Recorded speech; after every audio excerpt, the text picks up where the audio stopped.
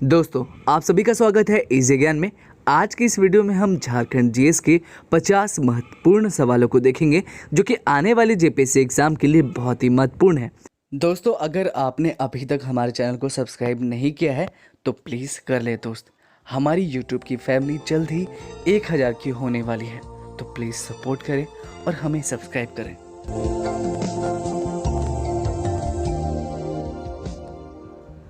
पहला सवाल कहता है कि झारखंड के वरुण एरोन निम्नलिखित में से किस खेल से संबंधित है। तो दोस्तों, हमारा जवाब हो जाएगा ऑप्शन नंबर बी, क्रिकेट से। झारखंड के वरुण एरोन क्रिकेट खेल से संबंधित है। नेक्स्ट सवाल कहता है कि झारखंड में लोक संगीत का एक रूप निम्न में से कौन है।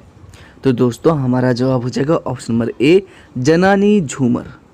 झारखंड में लोक संगीत का एक रूप जनानी झूमर भी है। नेक्स्ट सवाल कहता है कि आदिवासी और देसी भाषा की एक वैज्ञानिक स्क्रिप्ट के विकास के लिए रांची में 2003 में किस संगठन का गठन हुआ था। तो हमारा जवाब हो जाएगा ऑप्शन नंबर बी, झारखंड भाषा साहित्य संस्कृति अखरा का। अगला सवाल कहता है कि संभावित भूमिगत कोशिकाओं और मार्ग के साथ बारादरी इमारतों के अवशेष निम्नलिखित स्थानों में से कहाँ स्थित है।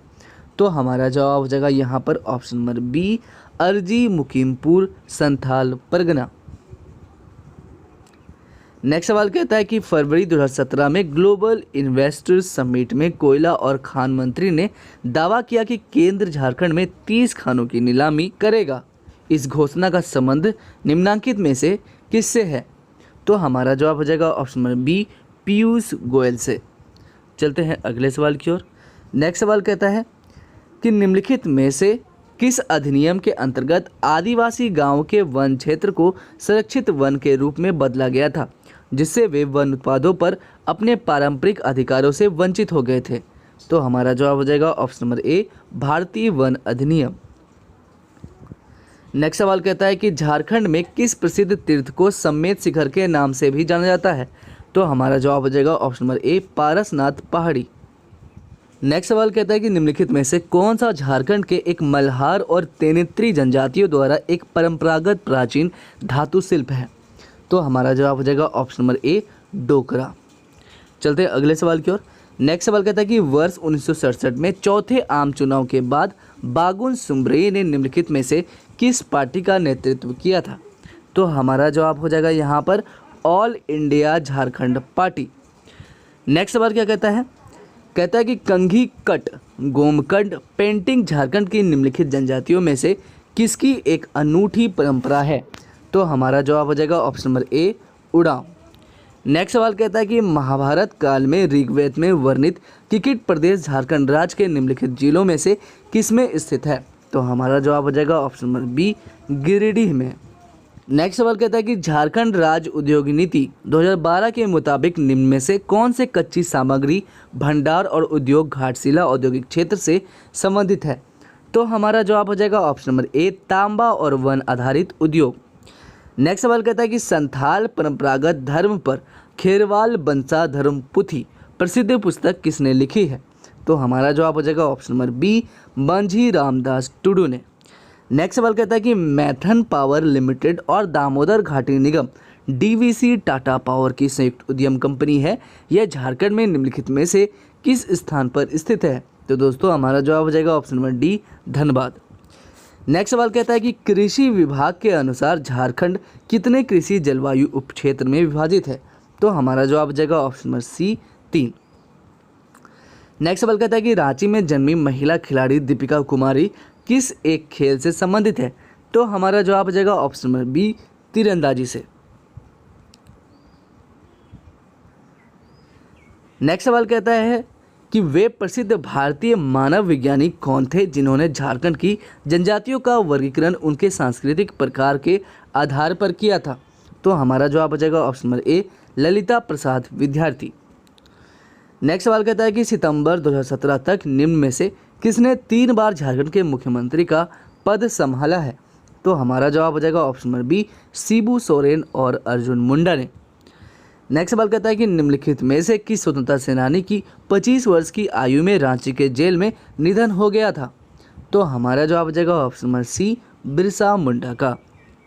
नेक्स्ट सवाल कहता है कि झारखंड में बिरसा मुंडा के ग्रेट टूमल्ट को इनमें से कौन से नाम से जाना जाता है? तो दोस्तों हमारा जवाब हो जाएगा ऑप्शन नंबर बी, धरती आबा का उलगुलान।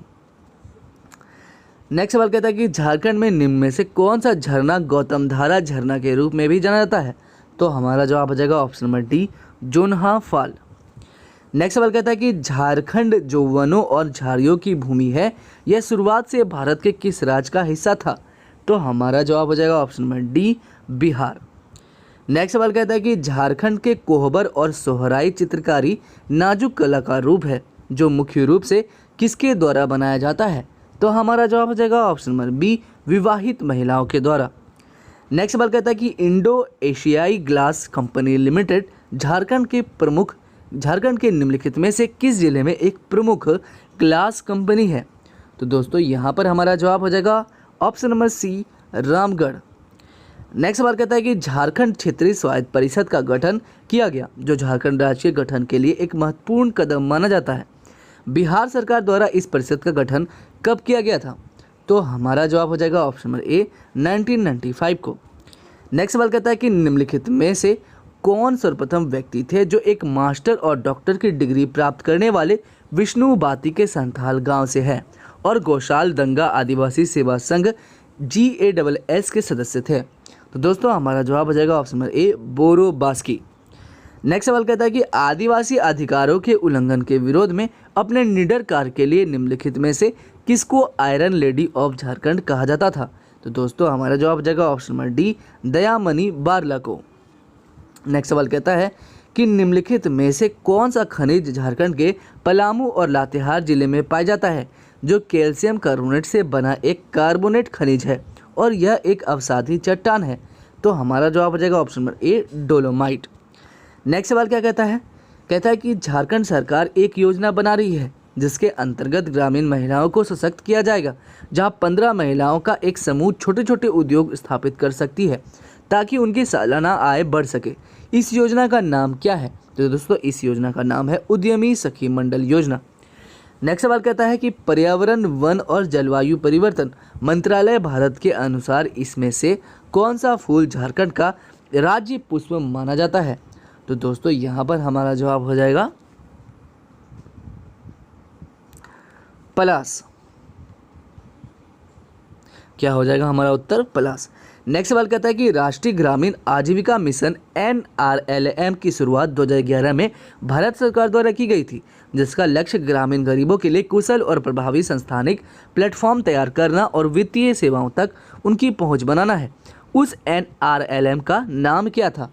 तो दोस्तों हमारा जवाब हो जाएगा ऑप्शन नंबर ए, आजीविका। नेक्स्ट सवाल कहता है कि झारखंड एक युवा राज्य के रूप में भारत के विकसित एवं समृद्ध राज्यों में से एक बनने के लिए प्रयासरत है। यह विशाल क्षमताओं की भूमि है। खेलगांव में पहला झारखंड ग्लोबल इन्वेस्टर समिट के उद्घाटन सत्र को संबोधित करते हुए यह किसने कहा था? तो दोस्तों हमारा जवाब हो जाएगा ऑप्शन नंबर ए, रघुवर दास ने। नेक्स्ट सवाल कहता है कि 12वीं पंचवर्षीय योजना के प्रस्ताव के अनुसार झारखंड खान और भू विज्ञान विभाग के खनिजों का अनुमानित उत्पादन कितना होगा जिसे झारखंड प्राप्त करने की कोशिश करेगी? तो दोस्तों हमारा जवाब हो जाएगा option number D, 200 million ton. Next सवाल कहता है कि ग्रामीण विकास मंत्रालय ने कृषि में महिलाओं को सशक्त बनाने के लिए 2010 से 11 में निम्नलिखित में से कौन सी योजना शुरू की थी? तो दोस्तों हमारा जवाब हो जाएगा ऑप्शन नंबर बी, महिला किसान सशक्तिकरण परियोजना। नेक्स्ट सवाल कहता है कि इनमें से कौन से लेखक ने रांची में अपनी पढ़ाई पूरी कर ली, लव फेसबुक नामक पुस्तक लिखी थी? तो दोस्तों हमारा जवाब हो जाएगा option number B, Nikita Sinha ने। नेक्स्ट सवाल क्या कहता है? कहता है कि उद्योग, खनन एवं भू विज्ञान विभाग के अनुसार झारखंड में चाइना क्ले कहाँ पाया जाता है? तो दोस्तों यहाँ पर हमारा जवाब हो जाएगा ऑप्शन नंबर ए, पश्चिमी सिंहभूम, रांची और हजारीबाग जिले में। नेक्स्ट सवाल कहता है कि झारखंड में निम्नलिखित में से कौन सी जनजातीय कृषि को बदलने की प्रथा से जुड़ी है? तो हमारा जवाब हो जाएगा ऑप्शन नंबर सी, सोरैया पहाड़िया। नेक्स्ट सवाल कहता है कि रांची पठार छोटा नागपुर पठार के किस हिस्से में अवस्थित है? तो हमारा जवाब हो जाएगा ऑप्शन नंबर डी, दक्षिण। नेक्स्ट सवाल कहता है कि JASCOLAMPF झारखंड सरकार द्वारा प्रायोजित एक शीर्ष सहकारी संस्था है। यह विशेष रूप से झारखंड में निम्नलिखित में से किस उत्पाद को बढ़ावा देने के लिए है? तो दोस्तों हमारा जवाब हो जाएगा ऑप्शन नंबर ए, लाह का। नेक्स्ट सवाल कहता है कि झारखंड का Nilanchal iron and power limited कहाँ स्थित है?